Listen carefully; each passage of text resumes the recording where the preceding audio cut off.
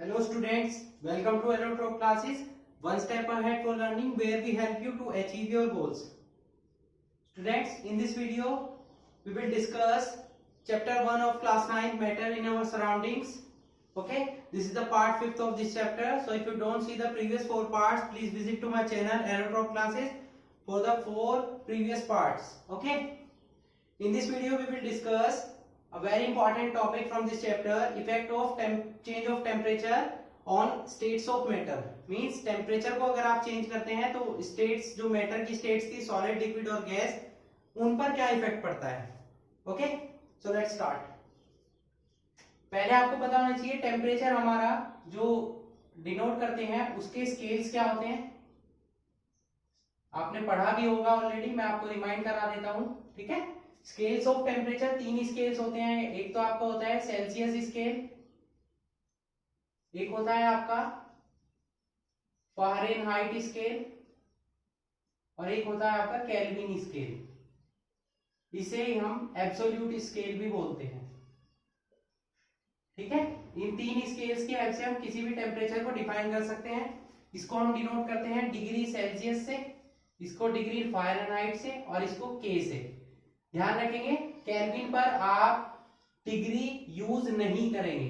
ठीक है, let me remind you once again, Kelvin पर आप डिग्री यूज नहीं करेंगे, केवल डिग्री सेंटीग्रेड और डिग्री फ़ारेनहाइट पर आप क्या यूज करेंगे, डिग्री यूज करेंगे. ओके, इनके बीच में कुछ रिलेशंस हैं, जैसे कि टेम्परेचर आप डिग्री सेल्सियस पर नाप रहे हैं तो आपको फ़ारेनहाइट में कन्वर्ट करना है, तो उसका फॉर्मूला होता है degree Fahrenheit is equal to 9/5 degree centigrade plus 32. अगर आपको कोई टेम्परेचर सेल्सियस में दिया है तो आप फ़ारेनहाइट में चेंज कर सकते हैं, फ़ारेनहाइट में दिया है तो आप सेल्सियस में चेंज कर सकते हैं. ओके, डिग्री सेल्सियस और फ़ारेनहाइट केल्विन के बीच में क्या रिलेशन होता है, जो सेल्सियस का टेम्परेचर होता है उसमें आप 273 ऐड कर देते हैं तो आपको केल्विन पर टेम्परेचर मिल जाता है. ठीक है, फॉर एग्जांपल जैसे कि वाटर है आपका, वाटर का जो फ्रीजिंग पॉइंट है, freezing point of water, water किस टेम्परेचर पर फ्रीज होता है, जमता है, 0 डिग्री सेंटीग्रेड पर. ठीक है, और बॉइलिंग पॉइंट क्या होता है वाटर का, बॉइलिंग पॉइंट, फ्रीजिंग पॉइंट क्या होते हैं मैं अभी बताऊंगा आपको. और आपको इतना पता होगा कि जब पानी जो जमता है वो 0 डिग्री सेंटीग्रेड पर जमता है और वो बॉयल होता है तो किस टेम्परेचर पर होता है, 100 डिग्री सेंटीग्रेड पर. तो अगर ये हम चेंज करें तो डिग्री सेंटीग्रेड, 0 डिग्री सेंटीग्रेड आपका प्रेजेंट है, तो इसको अगर आपको किस में चेंज करना है, फ़ारेनहाइट में, तो फ़ारेनहाइट के लिए कौन सा फॉर्मूला हम यूज करेंगे, ये वाला. ठीक है, तो यहाँ पर जब हम 0 पुट करेंगे तो ये तो 0 हो जाएगा, कितना आ जाएगा 32 डिग्री फ़ारेनहाइट. 100 वाला आ जाएगा, जब आप सोल्व करोगे इसको तो 212 फ़ारेनहाइट आ जाएगा. केल्विन में देखेंगे तो 0 को इसमें प्लस करेंगे तो 273 केल्विन हो जाएगा और 100 को प्लस करेंगे तो 373 केल्विन हो जाएगा. ओके, तो इस तरीके से आपको आई होप समझ में आ चुका होगा स्केल्स ऑफ टेम्परेचर. अब जो हमारा मेन टॉपिक है उस पर चलते हैं, effect of change of temperature on states of matter. Temperature जब हम चेंज करते हैं तो स्टेट्स पर मैटर की क्या इफेक्ट पड़ता है. ठीक है, तो इसे हम 2 पॉइंट्स के थ्रू पढ़ेंगे. Number 1, change of state from liquid to solid. पहले हम बताते हैं, फर्स्ट का पॉइंट ले लेते हैं, change of state from solid to liquid.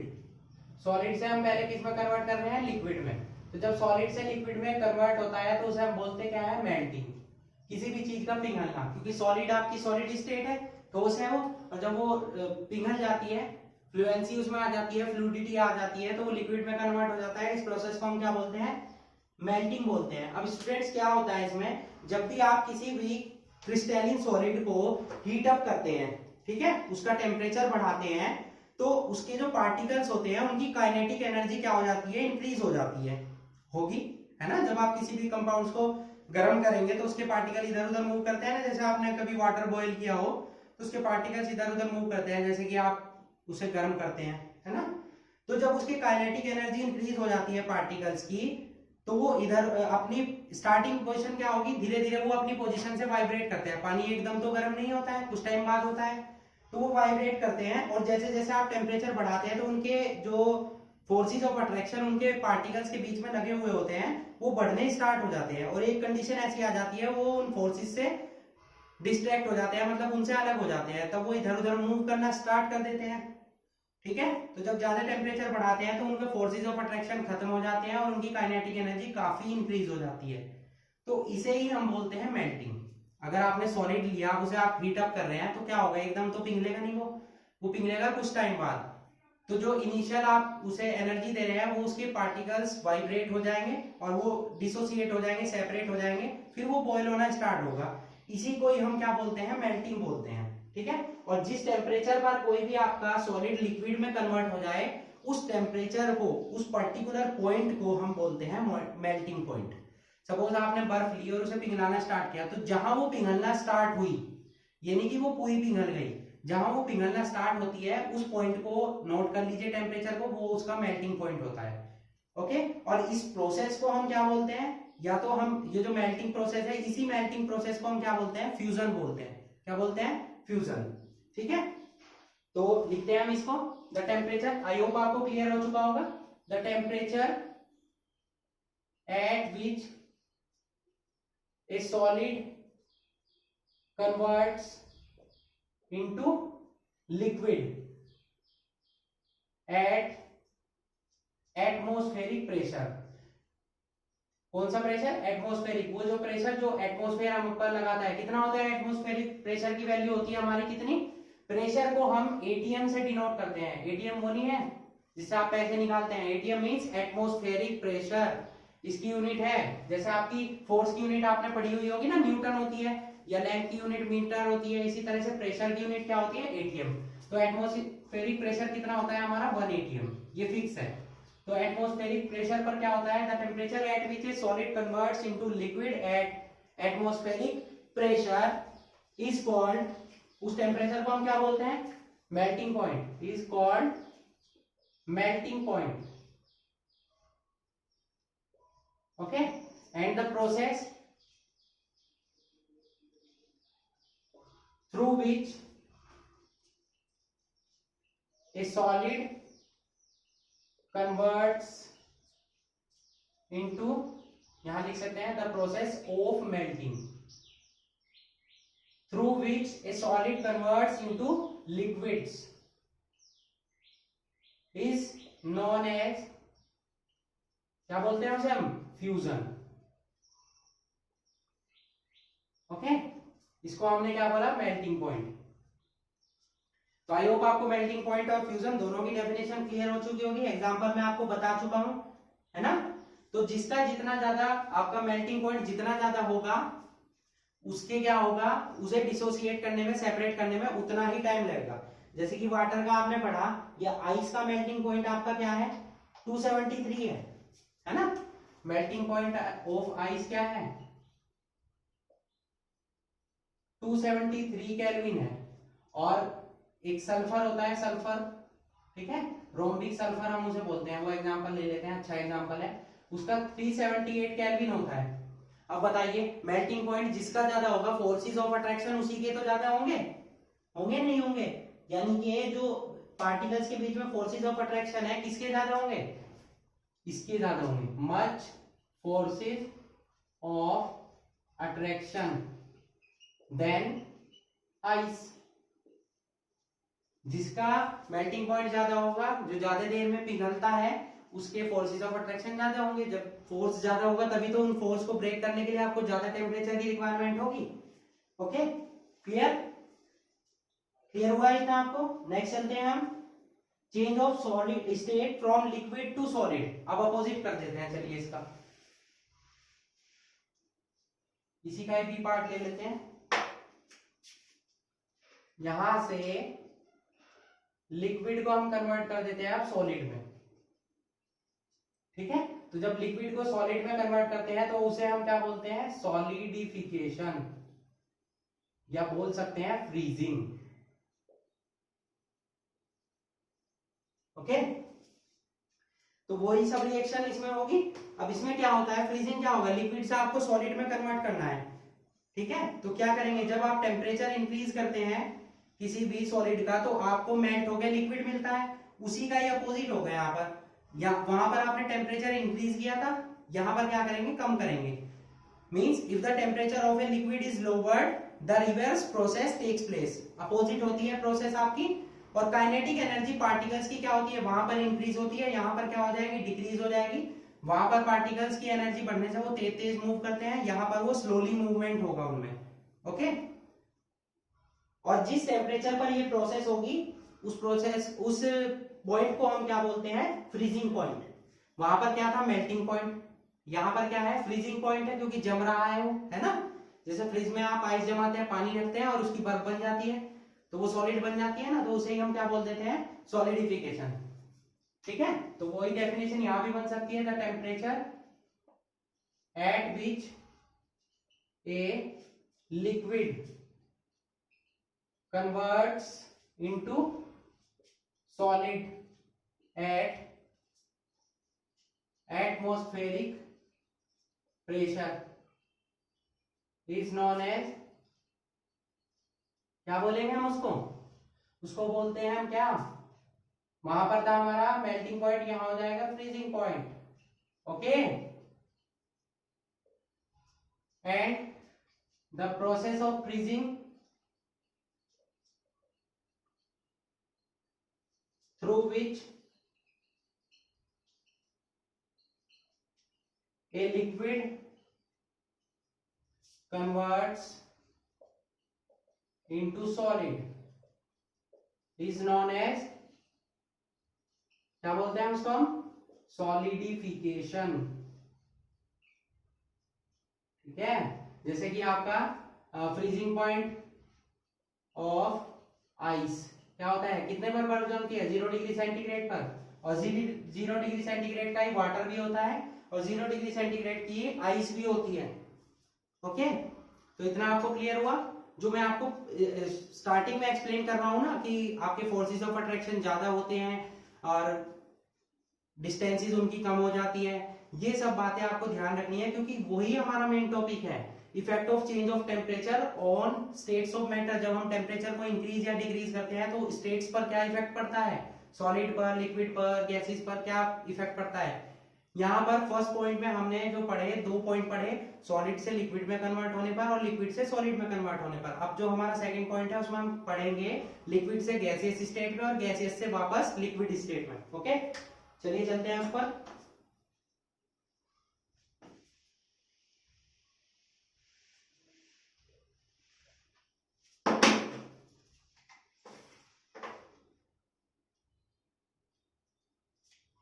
Number 2 point, change of state from liquid to gas. ठीक है, लिक्विड से गैस बनाते हैं।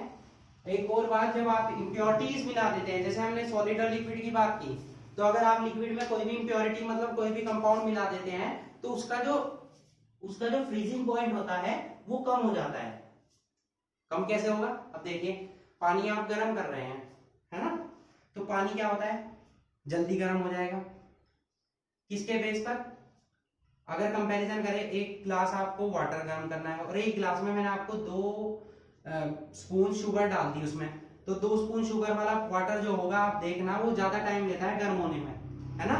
वो इसीलिए ज्यादा गर्म होने में टाइम लेता है क्योंकि जो शुगर डाली हुई है उसे भी क्या होना है, उसके जो पार्टिकल्स हैं उन्हें भी क्या होना है, मेल्ट होना है। तो उन मेल्ट होने में वो भी एनर्जी कंज्यूम करेंगे, तो उनका फ्रीज क्या हो जाएगा, एनर्जी उन्हें ज्यादा चाहिए, मींस उनका बॉइलिंग पॉइंट क्या हो जाएगा, ज्यादा, और फ्रीजिंग पॉइंट क्या हो जाएगा, कम। भाई जो चीज आपकी देर से गर्म हो रही है वो ठंडी तो जल्दी होगी ना, और जो जल्दी ठंडी हो रही है वो देर से गर्म होगी, सीधी सी बात है। ठीक है, अब चलते हैं हम इसमें, change the state from liquid to gas, liquid से गैस में कन्वर्ट हो रहे। अब देखो, आपने पहले गर्म किया था सॉलिड को तो लिक्विड में कन्वर्ट हो गया था, है ना। जब आप उसी का ही और टेम्परेचर बढ़ा देते हैं, मतलब और गर्म किए जा रहे हैं उसे, तो क्या होगा, काइनेटिक एनर्जी उनकी और बढ़ती जाएगी, बढ़ेगी। तो इंटर पार्टिकल डिस्टेंस जो थी वो उनकी क्या हो जाएगी, इंक्रीज हो जाएगी, मतलब वो काफी दूर दूर हो जाएंगे। भाई कोई गर्म कर रहे हो, वो दूर दूर भागेंगे ना उसके पार्टिकल्स। और फोर्सेज ऑफ अट्रैक्शन, जब वो दूर हो जाएंगे तो फोर्सेज ऑफ अट्रैक्शन क्या हो जाएगा, उनका कम हो जाएगा, ऑब्वियस सी बात है ना। समझ आ रहा है आपको। नेक्स्ट फिर क्या होगा, एक सिचुएशन ऐसी आएगी कि उसके पार्टिकल्स क्या हो जाएंगे, बिल्कुल सेपरेट हो जाएंगे। तो जब पार्टिकल्स उसके काफी डिस्टेंस उनके बीच में हो जाएंगे पार्टिकल्स के, तो वो क्या हो जाएंगे, सेपरेट होने स्टार्ट हो जाएंगे। मींस जो लिक्विड है आपका वो गैसियस स्टेट में या वेपर्स स्टेट में कन्वर्ट होना स्टार्ट हो जाएगा। तो एक पर्टिकुलर पॉइंट पर होता है ये कि जब आपका लिक्विड जो है बॉयल होना स्टार्ट हो गया हो, है ना, तो उस पर्टिकुलर पॉइंट को हम क्या बोलते हैं, बॉइलिंग पॉइंट बोलते हैं। Means the temperature at which a liquid starts boiling, जब वो बॉयल होना स्टार्ट हो, कंप्लीट बॉयल नहीं होना है, बॉयल होना स्टार्ट हो at atmospheric pressure,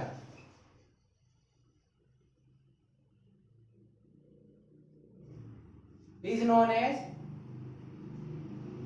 boiling point. उस पॉइंट को हम क्या बोलते हैं, बॉइलिंग पॉइंट। ठीक है, for example boiling point of water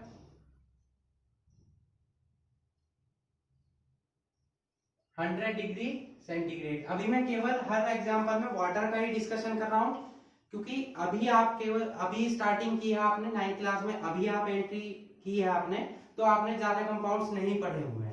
ठीक है, बट वाटर के बारे में सभी को पता है, इसीलिए हम एग्जांपल ले रहे हैं वाटर का। ओके, सबसे सिंपल एग्जांपल है।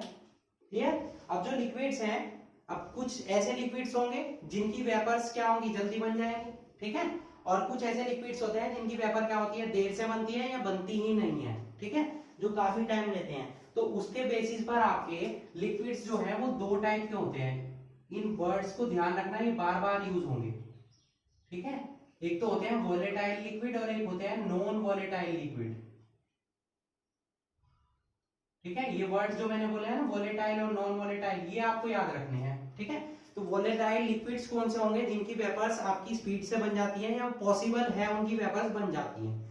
नॉन वोलेटाइल क्या होंगे, जो वेपर्स में कन्वर्ट होने में टाइम लेते हैं या कभी वो कन्वर्ट ही नहीं होते हैं। ठीक है, जैसे कि हम वोलेटाइल एग्जांपल ले लेते हैं, वाटर है उसकी वेपर्स बन जाती हैं, ठीक है, वो वोलेटाइल हुआ।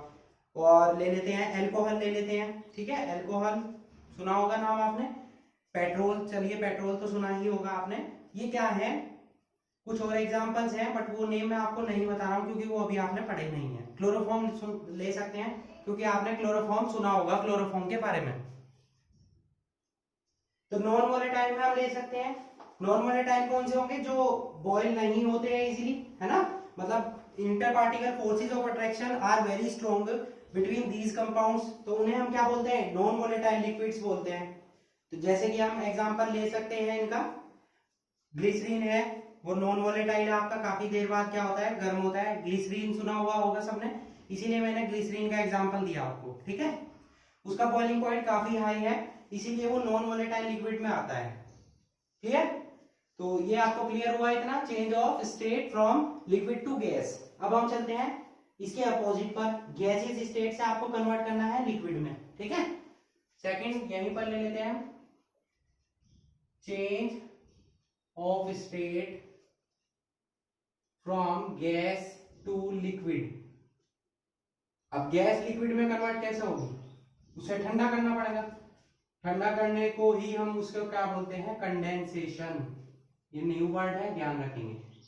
ठीक है, क्या बोलते हैं, कंडेंसेशन।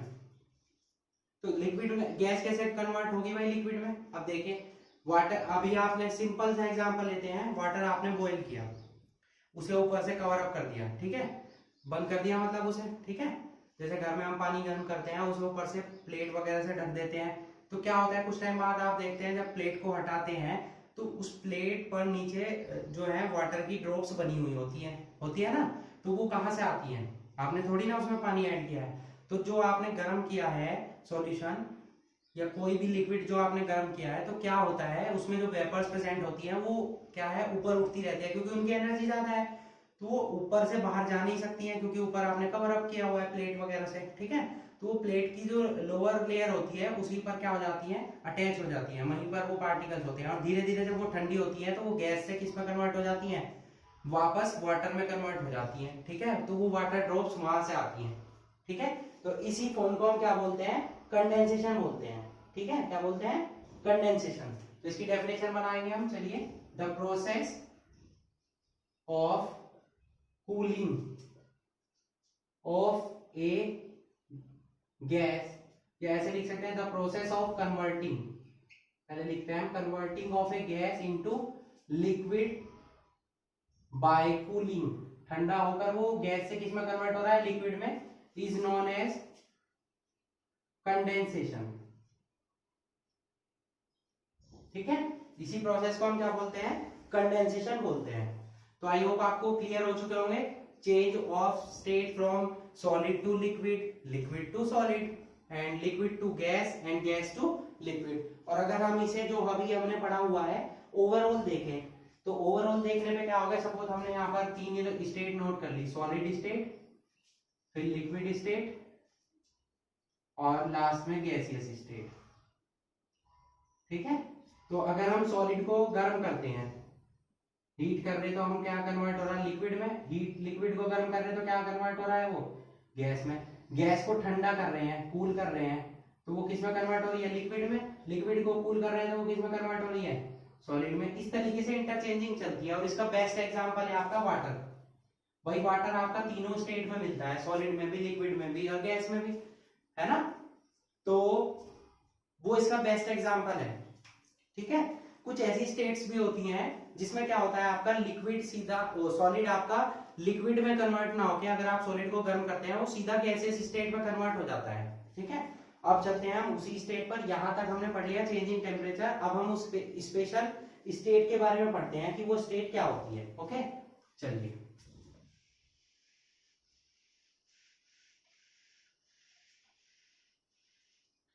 तो उस प्रोसेस को हम क्या बोलते हैं, उस प्रोसेस को हम बोलते हैं सब्लिमेशन।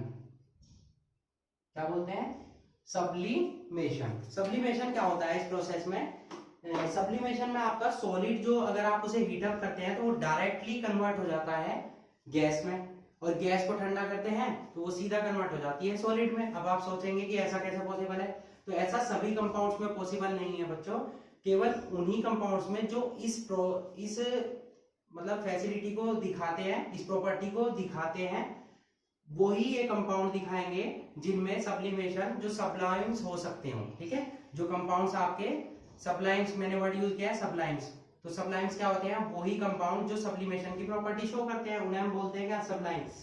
ठीक है, तो ऐसे कुछ स्पेशल कंपाउंड्स हैं, उनके एग्जांपल पर चलेंगे। पहले हम इसकी डेफिनेशन समझ लेते हैं। तो सब्लिमेशन क्या होता है, direct conversion of A solid into gaseous state on heating, and इसका अपोजिट होगा। ठीक है, जब आप उसे ठंडा करेंगे तो उसके टेम्परेचर में कोई चेंज नहीं होता है, और क्या होता है, वो कन्वर्ट हो जाता है लिक्विड स्टेट में। ठीक है, वो सॉरी सॉलिड स्टेट में, लिक्विड स्टेट इसमें इन्वॉल्व नहीं होती है। तो बेसिकली सब्लिमेशन क्या है, sublimation is a process in which solid directly converts into gaseous state by heating and gaseous state directly converts into solid state by cooling, okay, at a particular temperature.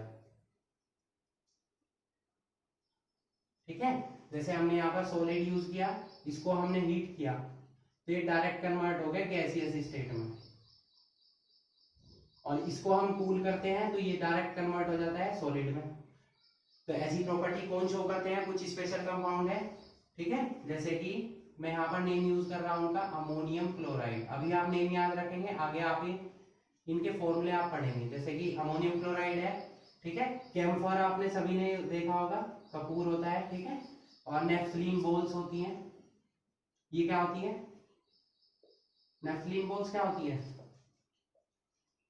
देखिए आपने कभी, naphthalene balls उन्हें बोलते हैं बेटा, जो घर में आपने देखा होगा हमारी मदर्स जो है कपड़ों में रखती है, व्हाइट कलर की बॉल्स होती हैं, उन्हें हम बोलते हैं नेफ्थलीन बॉल्स या नेफ्थोल बॉल्स। ठीक है, सब घर में बोलते हैं वो कपूर की गोली, बट ऐसा नहीं है, वो कपूर नहीं होता है, वो होते हैं नेफ्थलीन बॉल्स, ये बोल सकते हैं नेफ्थोल बॉल्स। ठीक है, तो ये वो कंपाउंड्स है जो क्या है, अगर आप इन्हें गर्म करते हैं तो सीधा इनकी वेपर्स बनती है।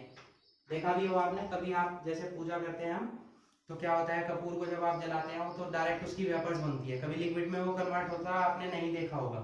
तो वो किसका एग्जांपल है, आपका सब्लिमेशन का।